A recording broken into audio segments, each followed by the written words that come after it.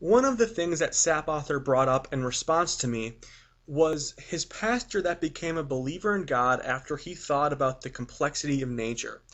And this sort of argument from design, also called the teleological argument, is often brought up by about every theist that I talk to.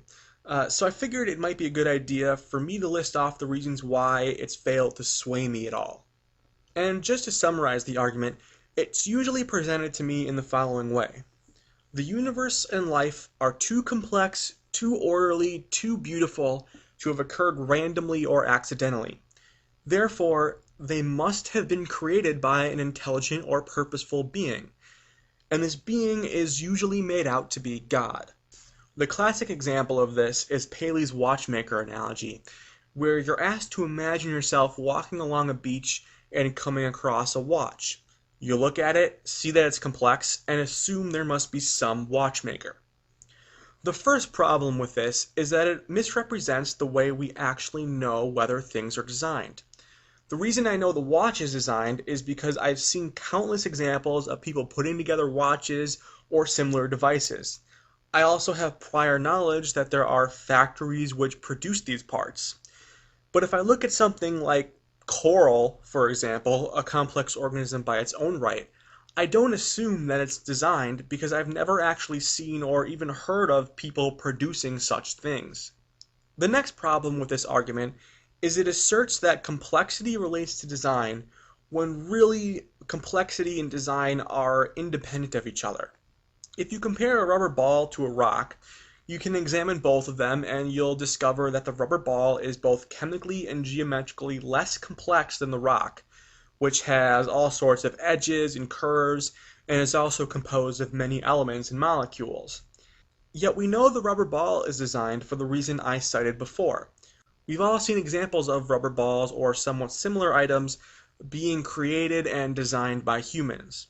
The third problem I have with this argument from design is that it doesn't make much sense when we're talking about an omnipotent God.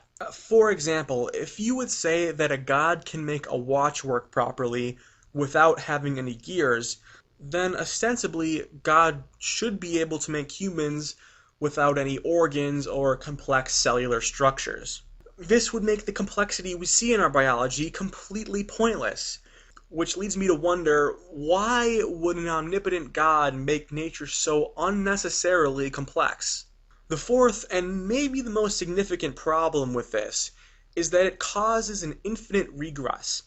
If complex things need a designer, then this designer God that is omnipotent and omniscient must also be complex. This, of course, would mean that God must have some sort of designer since God is complex. And then that designer must need a designer, and so on.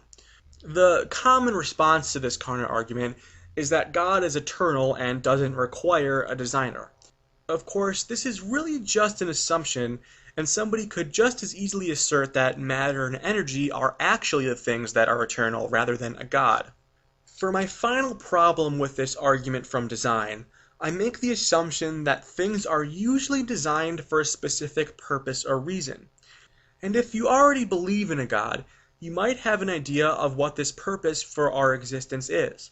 But if we're starting from the ground up, with no preconceived notions, I don't really see how we can distinguish what this purpose is, or even if we can assume a purpose exists. And I think if it weren't for the fact that our human psychology is prone to really wanting to believe that there is some significant overarching purpose to our lives, this argument from design wouldn't work on quite as many people as it does. But because I don't make this assumption of a purpose, and for all the reasons I have just listed, I believe the argument from design is a poor one. Welcome to another exciting edition of How to Own a Young Earth Creationist, henceforth known as a YIC. Today, lesson number 36,341,018. Design requires a designer. Once more, the very design of nature, the very order of nature, is a sign that God exists. The ecologist screams, you change the earth even slightly, even 1/10 of 1%, and it will make it impossible for life to exist upon the earth. I gave you a whole world of massively intricate things that could never be created by man himself. And also the Holy Spirit manages this world. I mean, how do you think it stays together all by itself? We'd fly apart without God's management of this earth. Follow along in your Yick Owner's Manual, pages 19 to the page right after the two that are stuck together with an unknown adhesive. Rebuttal 1. Exactly what perfectly functioning universe are you referring to? Perfection in nature has never been observed. In fact, nature is extremely chaotic and unpredictable. For example, at least 1 in 5 fertilized ova are spontaneously, or more to the point naturally, expelled from the uterus. This fact is not consistent with a perfectly functioning universe, nor is it consistent with a paranoid, sadistic bully of a god who sends bears to kill children if they make fun of his friends. When the infallible process of DNA replication goes wrong, God's children are blessed with deformities and handicaps that make life much more interesting, at least for the people not blessed with God's grace who can't stop staring. God has also blessed us with a host planet that provides water, heat, refrigeration, and an excellent device for testing structural integrity of our building. The intelligently designed human eye will decrease in functionality as time goes on due to fundamental design flaws in the eye of the Homo sapien. The absolute absence of any type of industry that is completely devoted to technologically correcting problems with the perfect human eye is evidence that God exists and that Christianity is correct to the exclusion of all other possibilities. God created things so intricately here on the earth that any normal person should be able to look at it and say, well, there must be some kind of being that's smarter than us that made it, because we can't make any of this. Life is no more suited for Earth than this cheap scotch is suited for this glass, my wife's new candle holder, this tin for stupid Irish music, the top of a CD cake box, this ceramic turtle, or this hard drive casing. God damn you all, now I have to drink all of this cheap scotch or it will go to waste. This lesson will need to be concluded at a later time. Fortunately, godless technology allows for the viewer to experience the finished product regardless of the blood alcohol level of your narrator over the past 16 hours. Evolutionary biology has firmly established that life will take the path of least resistance. Being dependent on things that are readily available is the best strategy for survival.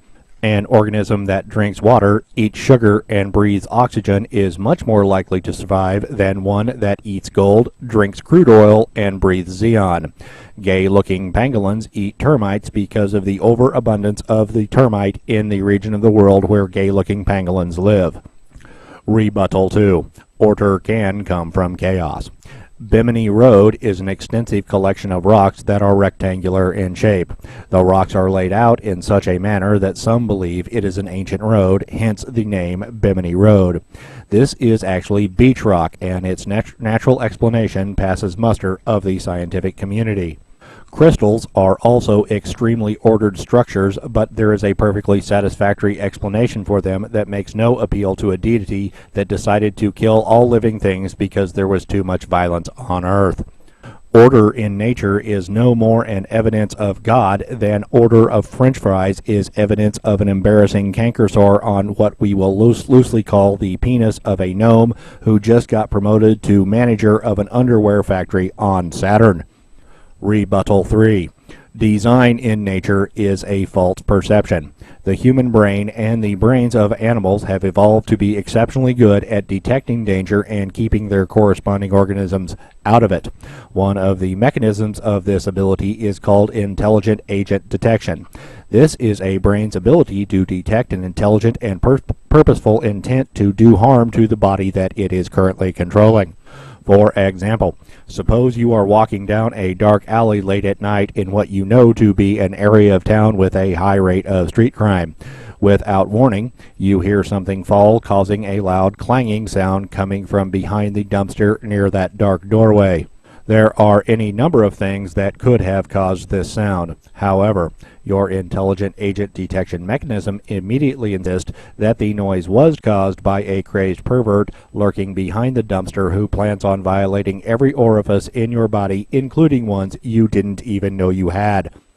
Your brain considers all options and decides that it can live the rest of its life perfectly happy if it doesn't know what actually caused that noise, and elects at that point to speed up the 1 foot in front of the other motion, thus propelling it and all of your orifices away from the perceived danger at a high velocity.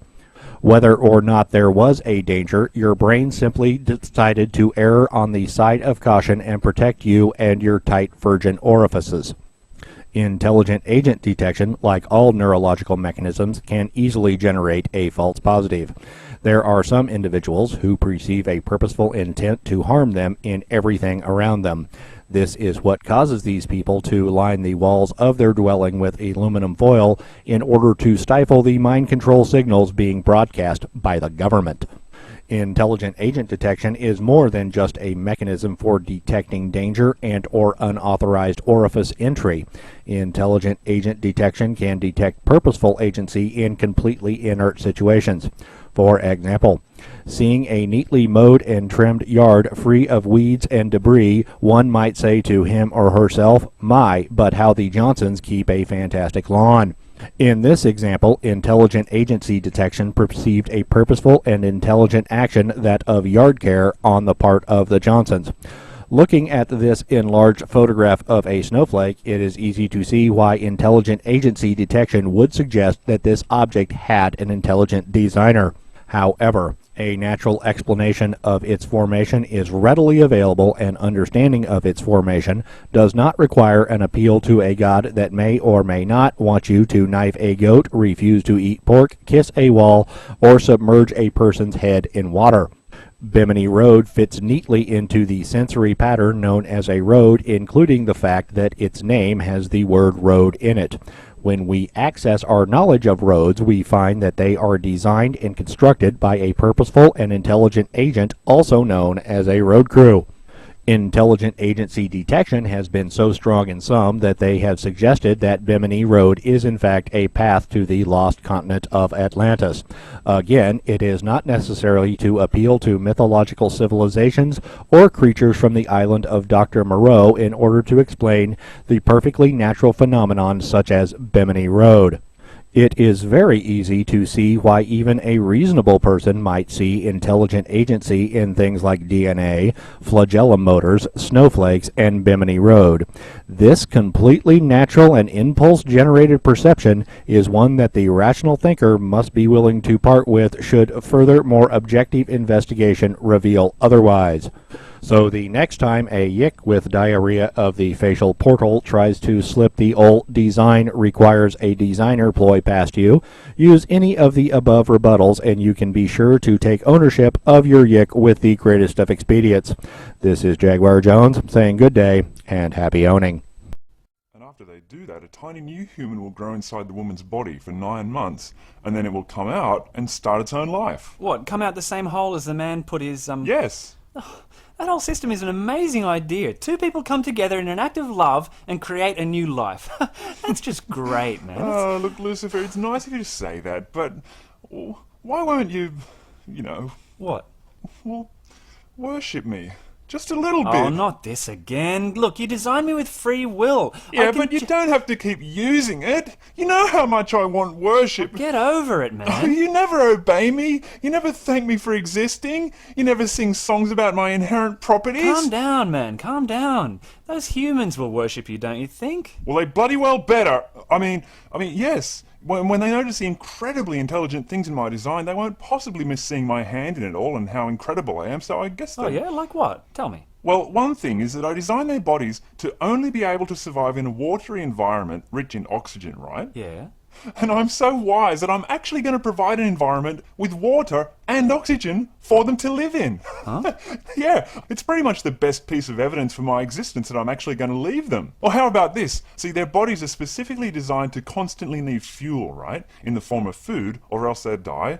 And I'm going to provide some of them with adequate food some of the time. And you think they'll worship you for that? Of course. The ones who don't starve or freeze to death will.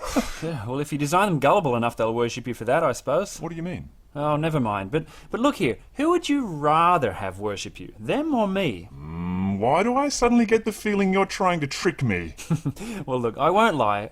I want to screw around with your design. And if you No let way. me... I need them to realize they're intelligently designed, because pretty much the only other indication of my existence is going to be a weird book full of fallacies and contradictions. So I can't afford to have my designs messed up. They have to be spot on. Oh, come on, come on. I know how much you want me to worship you.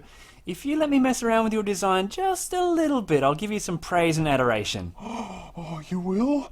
Oh, what do you want to do to them? Well, this very clever reproductive system you've come up with. Instead of the man making 1 sperm cell per month like you've designed, I want him to make 100 sperm cells per month. What? 100 potential babies a month? It's a bit excessive, isn't it? Hey, I told you, I want to mess around with your design, make it a bit unintelligent. But I've designed them to make 1 sperm per month, in perfect harmony with the women's bodies. Yeah, but I'll beg and grovel to you on my knees for a while if you let me do it. Ooh, you like that, eh? Wait, I want to raise it to 1,000 sperm cells per month. What? No! And I'll beg and grovel, plus I'll sing a song about you existing. Oh, I love being reminded that I exist. Hey, I've got an idea. Let's play poker for it. Poker? Yeah, Texas Hold'em. You're playing for my worship, and I'm playing to be allowed to mess around with your design of the human reproductive system. Okay, shuffle up and deal. So the blinds are in. 1,000 sperm cells per month from you, and begging and groveling plus a song from me. Right, let's go. Okay, your action. I check. I'm gonna bet. I want to put a flap of skin over the end of the man's appendage. But I don't want there to be a flap of skin over the end of his thing. I mean, I really, really don't want there to be a flap of skin over the end of his thing. That sounds abominable! I know you don't. That's why I want it. You can just fold if you want to quit. Oh, I can't imagine anything as ungodly as a disgusting, deplorable, offensive piece of skin covering the end of his... But if you win, I'll say nice things about your name and your word. Ooh, like what? I'll say that it's hallowed. Oh, I'd love for my name to be hallowed. I'll call, but only if I'm allowed to order them to chop off this horrible piece of skin later on if you win. So if I win, you're going to design them with this piece of skin and then order them to cut it off. And still want to be considered an intelligent designer. That's hilarious. I call. Oh, shut up. Just turn over the cards so I can beat you. Okay, my turn? Yep. Right. I want a performance of Our God is an Awesome God. Ooh, big bet. You must be confident, eh? But I re-raise you. You can have that, but if I win, I want men making 1,000 sperm per day. That's insane. They'd need 2 testicles instead of 1. Well, that's my bet. Call or fold. And if you win, I'll kill a goat for you. Oh, really? I re-raise. Ooh. After you kill the goat, you have to splash its blood around and then burn it. Okay then, I'll see that and I'll re-raise. If I win, you have to make human bodies capable of sexual reproduction by around 13 or 14 years of age. You want kids going around capable of making babies? That is so obviously unintelligent. I designed them to reach sexual maturity around 25 years old, when they're mature and intelligent enough to be responsible for raising children. No, wait, I want more. Sexually mature in their early teens and 10,000 sperm a day. 10,000 per day? The testicles will run too hot. It's physically impossible. Well, that's my bet. If you want the worship, you'll have to design that in somehow. Either call or fold. I'd have to actually put them outside the body somehow to keep them cool enough. Okay, if I win, they have to dangle outside the body in an ugly, hairy bag made from chicken skin. That would look terrible. But if you win, when I talk to you, instead of saying the word you, I'll say thee and thou. Oh, that's just exactly what I want people to do. It's just so meaningful and appropriate. Yeah, and I'll use words like beseech and unto. Oh, how about shalt? Yeah, I'll say shalt too. Okay, I call. Next card. Yeah, look, I don't think you can beat me from here. So, I bet hours and hours of the cheesiest, happy-clappy worship songs you can imagine. Raise. Bump it up to 100,000 sperm a day just to make it more interesting. What are you, mental? That will cause all this sexual energy in their bodies. Men might want to have sex like practically every day. Imagine that. Men might be left with a stronger sex drive than women. Why would I design that kind of imbalance? Well, you better make sure you win the hand. Now, do you want me to worship you or not? Yes. Yes, I call. Come on, let's see the last card. Come on, this is it. Okay, I check. Now keep it friendly. I bet 1 million sperm per day. But if you win, everything about the natural world that isn't understood by unbiased scientific observation and analysis, I'll credit to you. Re-raise. I want you to sing songs about me conquering death. Hold on, didn't you invent death? Well, yeah, in a kind of backdoor way, so as to not be directly responsible for it, yeah. What, you're going to invent it and then conquer it? Yes. Gee, that'll be impressive. Re-raise. 10 million sperm per day, and you have to make sex a sin. But I'm a god of love, and sex is the ultimate act of love between people. Why would I make sex a sin? I intend for people to use the sexual act as a way of coming together, of sharing and expressing Yeah, love. and you have to make it a sin, or else you can just fold and I'll win. But what are people going to think of me if I sanction war after war after war after war after war after war after war after war after war and then tell them that they're not allowed to express love? I'm not going to make any friggin' sense as a god of love at all. Look, I'll only call if they're allowed to each choose one person that they can have sex with without it being a sin. Okay, yeah, that'll be funny. All the men are walking around making 10 million sperm a day and busting for an opportunity to be relieved of them all, but they're only allowed to do it with one person for their whole life. That'll drive some of them crazy. Oh, I wanted sex to be a free and open expression of love with as many people as you wanted to. But first I'm re-raising it to 50 million sperm a day. 50 million sperm a day and it's a sin to spread it around. I'm an intelligent designer, not a friggin' sadist. And teenagers! You want teenagers trying to figure life out full of 50 million sperm a day! Not to mention with disgusting skin on the end of their things and ugly bags dangling around with... Oh, this is a friggin' nightmare scenario! Oh, come on, quit your whining. Do you call or fold? Well, I call. But only because I'm sure I've got you anyway. Like, what am I worried about? Your ridiculous plans don't even matter, because I win. Here it is. Top pair. I am the king of kings. On your knees. Sorry, buddy. Uh-huh. 3 of a kind beats a pair. 6, 6, 6.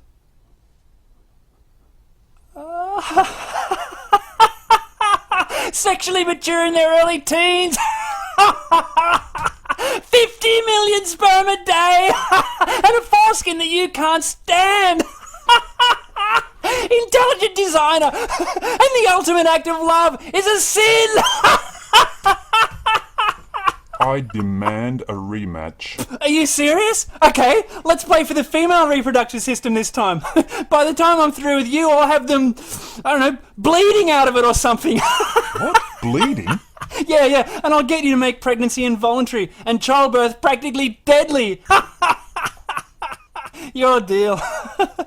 I had no idea that you would suck so badly at this. Shut up. A pair of kings. What did you think I had? You must have realised I'd hit something on the flop. Shut up. How could you have missed that, man? Shut up. I really need to teach you how to play.